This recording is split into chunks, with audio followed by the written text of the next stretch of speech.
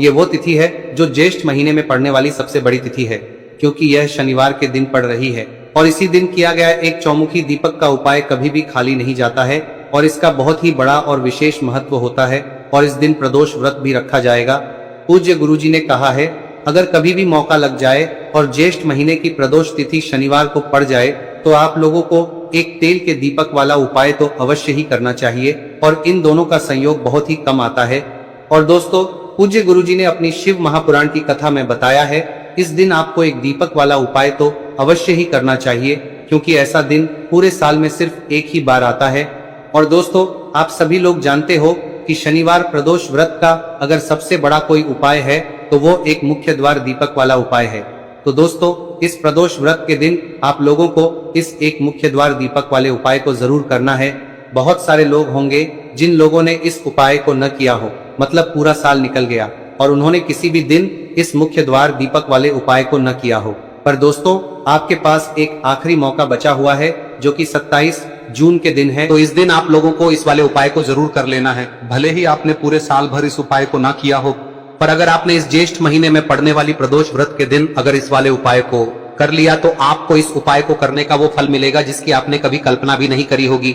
इसीलिए आप लोग इस वाले उपाय को एक बार जरूर कर लेना, ताकि आप लोगों के हाथ से यह मौका ना जा सके और आपको इस उपाय को करने का फल मिल सके।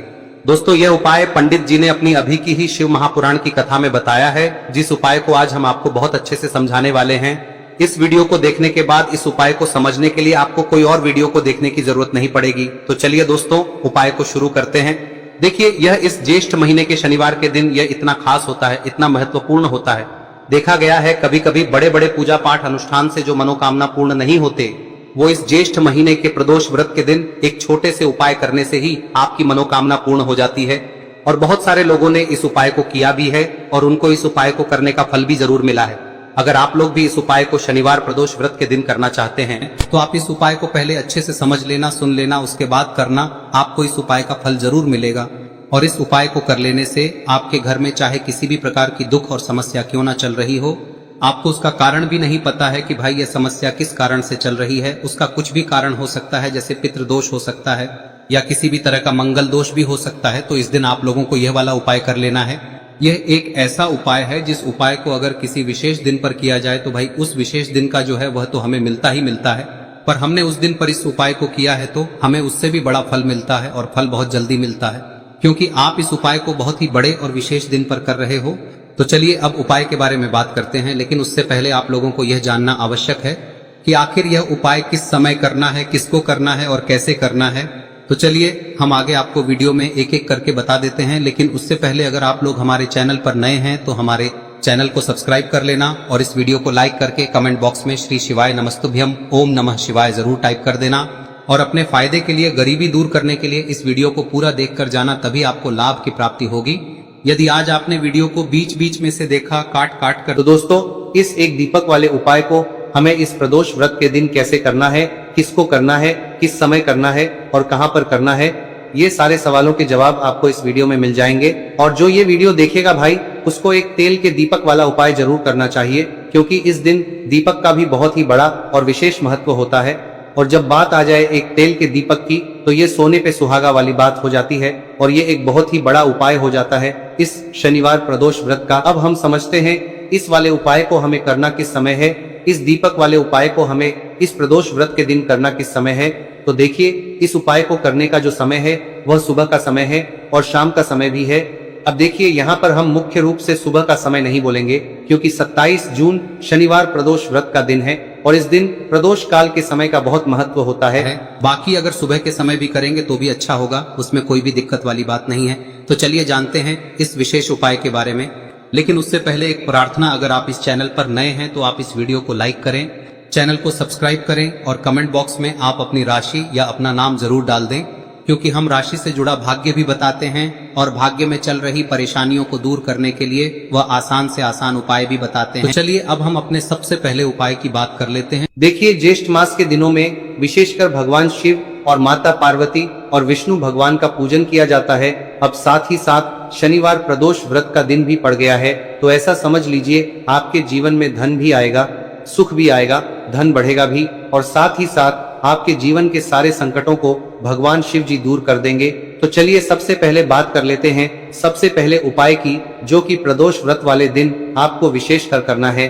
और इस उपाय को करने से आपकी कोई भी ऐसी इच्छा, कोई भी विश जो अभी तक अधूरी है, पूरी नहीं हो रही है, तो आपकी बड़ी से बड़ी विश और मनोकामना भी पूरी हो जाती है जब आप शनिवार प्रदोष व्रत वाले दिन इस पहले उपाय को कर लेते हैं। तो देखिए, आप सभी जानते हैं कि श्री हरि विष्णु जो है उन्हें तुलसी दल सबसे प्रिय है। बिना तुलसी माता के श्री हरि विष्णु अधूरे हैं और बिना तुलसी पत्तों के श्री हरि विष्णु का भोग अधूरा है।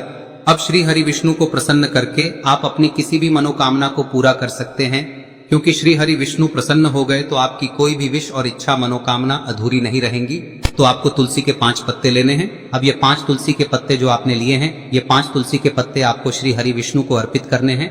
अपने घर के मंदिर में ही ठीक है, ऐसा आपको करना है। आपके घर में श्री हरि विष्णु की कोई मूर्ति है, प्रतिमा है, वहां पर यह 5 तुलसी के पत्ते आप रखें और साथ ही साथ एक देसी घी का दीपक गोल बाती का आपको लगाना है। और ओम नमो भगवते वासुदेवाय नमः इस मंत्र का आपको 11 बार जप करना है।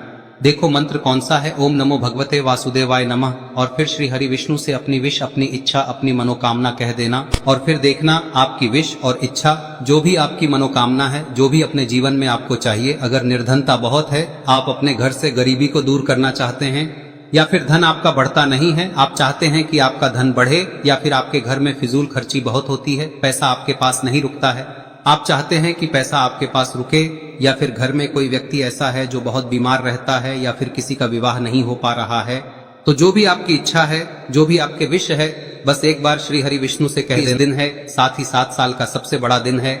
यह दिन इतना उत्तम है कि जो आप श्री हरि विष्णु से मांग लेंगे, जो उनसे कह देंगे, वह आपकी विश, आपकी मनोकामना को बहुत जल्दी पूरा कर देंगे। तो यह पहला उपाय है। चलिए बात करते हैं दूसरे उपाय की। देखो, यदि आपके जीवन में आर्थिक संकट बहुत अधिक हो रहे हैं, धन की समस्या लगातार जीवन में बनी हुई है, एक एक रुपयों को प्राप्त करने के लिए आपको बहुत अधिक मेहनत कर रहे हैं, तो आज रात्रि में सोने से पहले आपको हो यह चमत्कारी दीपक का उपाय अवश्य करना है। या फिर यदि आपका जो व्यापार है, बिजनेस है, दुकान है, वह अच्छे से नहीं चल पा रही है, तो आज रात्रि में इस विशेष दीपक का उपाय आपको अवश्य करना चाहिए। देखो दोस्तों, दीपक हमारे घर में सभी नकारात्मक शक्ति को बाहर करता है। यह उपाय आपको साल में केवल एक बार करने का ही मौका मिलता है। देखिए, इस उपाय के लिए आपको तुलसी जी की जो सूखी लकड़ी होती है उसे ले लेना है। देखिए दोस्तों, यदि आपके पास पुरानी तुलसी जी की लकड़ी है तो उसे आप ले सकते हैं, और यदि आपके घर में तुलसी जी जो लकड़ी है वह सूखी हुई है तो उसकी लकड़ी आप तोड़ के इस्तेमाल कर सकते हैं। लेकिन आपको ध्यान रखना है कि सूर्यास्त से पहले पहले ही आपको ये जो तुलसी जी की लकड़ी है इसे अवश्य ही तोड़ लेना है। तो इस उपाय के लिए आपको सबसे पहले तो एक मिट्टी का दीपक लेना होगा, चाहे तो आटे का दीपक भी ले सके, क्योंकि आटे का दीपक सभी दीपक में सर्वोत्तम माना गया है। इस दीपक के अंदर आपको शुद्ध घी का प्रयोग करना होगा, और इससे दीपक के अंदर आपने जो तुलसी जी की लकड़ी ली है उसे भी रख देना है। लेकिन ये जो तुलसी जी की लकड़ी है, इसमें आपको चारों तरफ अच्छे से घी लगा लेना है।